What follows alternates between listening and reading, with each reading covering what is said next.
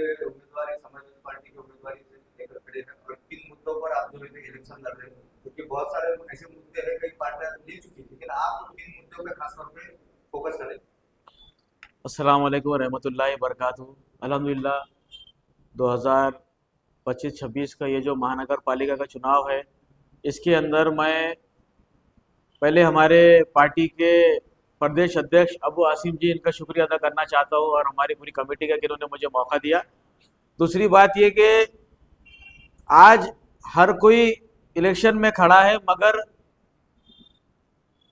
लोगों के जो आज बेसिक मुद्दे हैं जिसके ऊपर समाजवादी पार्टी खुसूसी तौर पे काम करने वाली है, वो ये है कि पानी।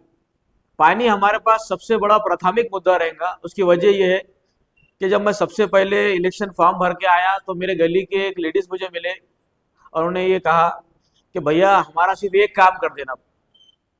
मैंने बोला क्या है बाजी, बोलो। सुन के आने के बाद बोले सिर्फ एक काम कर देना। बोले मेरे को अच्छा नहीं लगा। बोले वो ये है कि हमारे पास नल आने का कोई टाइम नहीं है। बोले एक तो 10 दिन में एक बार नल आ रहा, ऊपर से कोई वक्तिश नहीं है। बोले बच्चे दुकान पे से आते 11 साढ़े 11 बजे, खाना खा के 12 बजे तक सो जाते।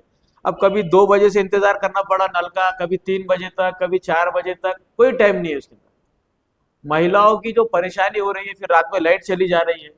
तो मैं चुन के आने के बाद सबसे पहले जो काम करूंगा वो सिर्फ पानी नियमित रूप से नियम के ऊपर और रोज आए, इसके ऊपर समाजवादी पार्टी सबसे ज्यादा काम करेगी। तो मैं अवैस खादरी प्रभाग नंबर 14 डो से ये वादा करता हूँ आपसे कि अल्लाह जो फैसला करेगा मुझे कबूल है, मगर आने के बाद सबसे पहले मैं जो काम करूंगा वो करूंगा पानी का। दूसरा, अभी हाल ही के अंदर कलेक्टर ऑफिस में आग लग गई, तो मैं मेरे वार्ड के अंदर सबसे पहले ये चाहूंगा, जैसा महावीर का हादसा है, नवाबपुरे का हादसा है, जानी तो नुकसान नहीं है, लेकिन माली इतना हुआ कि लोग रास्ते पे आ गए। तो फायर ब्रिगेड जो पास होके कई सालों से पड़ा हुआ है, जिसे अभी तक किसी ने नहीं बनाया, मैं इसके ऊपर काम करूंगा। दूसरा ये कि महानगर पालिका आयुक्त सिर्फ रोड तोड़ते हुए जा रहे।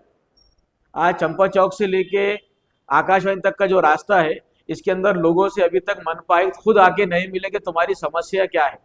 तो ये जो डीपी प्लान के अंदर जो रोड जा रहा, तो इसके अंदर मैं सबसे ज्यादा जो है तो काम करूंगा। तीसरा ऐसा है कि लोगों को अभी तक इसके अंदर कोई मुआवजे की बात नहीं हुई, तो मैं ये चाहूंगा कि लोगों को मुआवजा मिले।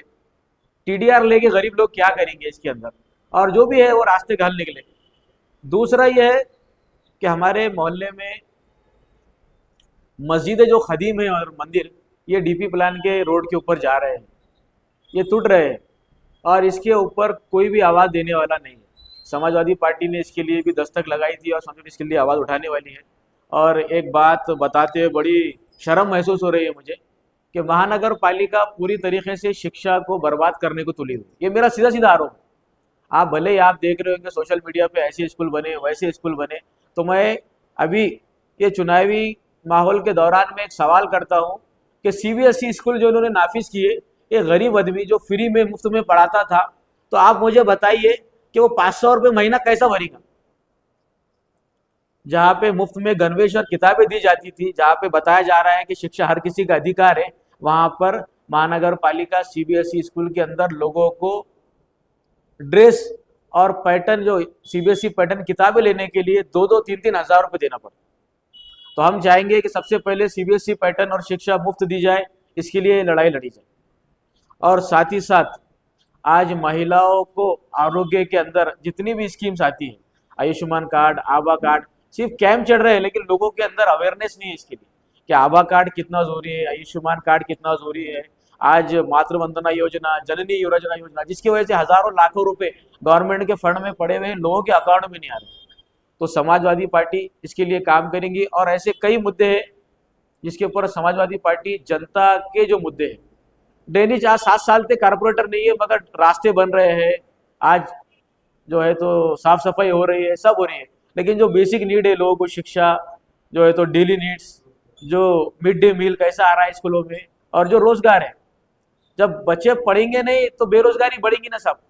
आज स्कूलों को ही अगर तुम बंद करके रख देंगे डब्बे में, फिर कैसे लड़ेंगे तुम। तो मैं सबसे ज्यादा जो है तो इन्हीं मुद्दों पे काम करना चाहता हूँ। सर, महंगाई इतनी बढ़ चुकी है जिसको लेकर आज महिलाओं को भी आगे बढ़कर कुछ रोजगार का है, तो महिला के लिए रोजगार के लिए कोई इतना अगर कुछ आपकी पार्टी कुछ कर सकती है? इससे पहले भी मैंने कहा था कि महिलाओं के लिए जितने भी प्रशिक्षण शिविर होते हैं बुनाई के, कढ़ाई के, इसके अंदर हम जो है तो वार्ड के अंदर कई सारे अलग अलग प्रशिक्षण लेने वाले हैं ताकि महिलाओं को रोजगार मिल सके और जो महंगाई बढ़ रही है उनके कांधों से उसका बोझ थोड़ा हल्का हो सके। वही बता रहा था मैं भी आपको कि आरोग्य के अंदर हर गरोदर माता को पहले आपत बच्चे पे दूसरे बच्चे के टाइम 5,000 रुपये जो पैसे मिलते थे जननी रक्षा योजना के, आज वो बहुत तकलीफ में, वो पैसे उनके कहाँ जा रहे हैं किसी को नहीं मालूम, क्योंकि वो फॉर्म भरने के लिए असफल हो रहे हैं। पहले कारपोरेशन के स्कूल भरते थे, आज वहाँ से लेके समाज कल्याण को दे दिया गया, आंगनवाड़ी को दे दिया गया, और हमारे वार्ड में आंगनवाड़ियाँ है ही नहीं जितनी होनी चाहिए।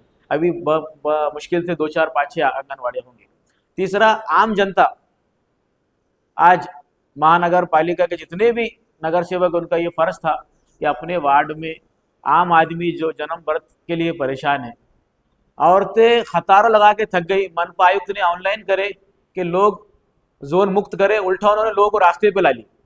जो फार्म 10 रुपए में 20 रुपए में 5 रुपए में मिल के आदमी पेन से भर के देता था, 10 रुपए जेरॉक्स डाल के, आज उन्होंने वो काम को 300 रुपये पहुंचा दिया, रक्षे में जाने आने के 100। दूसरा ये कि जो सर्टिफिकेट बने हुए हैं, ये बड़ी शर्म की बात है, जो पुराने बने हुए उनको ऑनलाइन करने के लिए भी फिर ऑनलाइन की फीस ले रहे, क्योंकि अब बारकोड वाला चल रहा है, सॉफ्ट कॉपी नहीं चल रही है। तो मुझे इतनी तकलीफ होती है कि आखिर गली का आदमी, गली का बच्चा, गली की लड़की, हमारी माएँ बहनें एक सादे से जन्म प्रमाण पत्र के लिए परेशान हो रही है, और हम जो तो स्मार्ट महानगर पालिका की बुनियाद रख रहे हैं। तो मैं चाहूंगा कि लोगों के जो बुनियादी चीजें हैं, मैं सबसे ज्यादा इसके ऊपर काम करूँ। कौन सा प्रभाग है आपका, क्या नाम है? मेरा नाम अवेश खादरी है। मैं मेरे प्रभाग क्रमांक 14 डोज अमरे से खड़ा हुआ हूँ, और ये मैंने पंफलेट भी आप तक पहुँचाया हुआ है। थोड़ा सा ये जो पंफलेट है ये भी मैंने इसको आप तक पहुँचाया हूँ, और मेरी निशानी साइकिल है 3 नंबर का बटन। तो मैं तमाम लोगों से ये अपील करता हूँ कि आने वाले 15 तारीख को ज़्यादा से ज़्यादा मतदान करें, और प्रभाग नंबर 14 डो में 3 नंबर साइकिल के आगे अपना वोट देकर हमें महानगर पालिका में भेजें, ताकि हम गरीब जनता की आवाज़ सभा में उठा सके और गरीबों के मुद्दों के ऊपर जो है तो हल निकाला जा सके। कौन सा एरिया, कौन सा आपका? मेरा नाम मोहम्मद अवेश खादरी है। प्रभाग क्रमांक 14 में बुक्कलगुड़ा कुछ भाग है हिंदी भवन का, जिंसी है, रमनसपुरा है, नवाबपुरे का भाग है, संजय नगर है, बाजीपुरा है। मतलब जिंसी से लेके एमजीएम के पुराने जो गेट है, राइट साइड का जितना भी पट्टा है वो प्रभाग क्रमांक 14 में आता है। क्या है समस्या, क्या है? प्रभाग की आम समस्या यही है कि जो बुनियादी चीजें लोगों को नहीं मिल रही। आज पानी वक्त पे नहीं आ रहा, और तो रात रात भर जो है तो पानी के इंतजार में बैठी हुई है। क्या एक महानगर पालिका के हजारों कर्मचारी काम करने के बाद 8 दिन में एक बार नल दे रहे, तो फिर वो कर्मचारी काम सिर्फ 8 दिन में एक ही बार कर रहे। दूसरा सबसे बड़ी समस्या ये है कचरे की, कि कई रक्षे लगे हुए हैं कचरे के, कई, और गली में एक ही रक्षा घूमता है पूरे वार्ड में, कई। आप आके देखिए, कभी नवाबपुरी गली में आके देखिए, आप मोंडे के पीछे आके देखिए, हमेशा नाला बहते रहता है। वो जो नाला था वो नाली बन गई आज। नहीं, आपके जो प्रभाग है उसमें वाद विवाद हो रहे हैं, कुछ उम्मीदवारों के, कुछ पार्टियों के, इस पर क्या कहना है?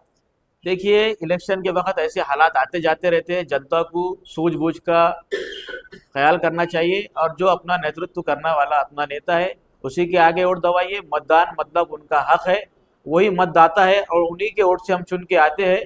उन्हीं को बाकी जितने भी मसले मसाइल, जैसा आपने कहा, ये कभी कभी हालात आते हो जाते हैं, इसको छोड़ के हमें आगे बढ़ना चाहिए।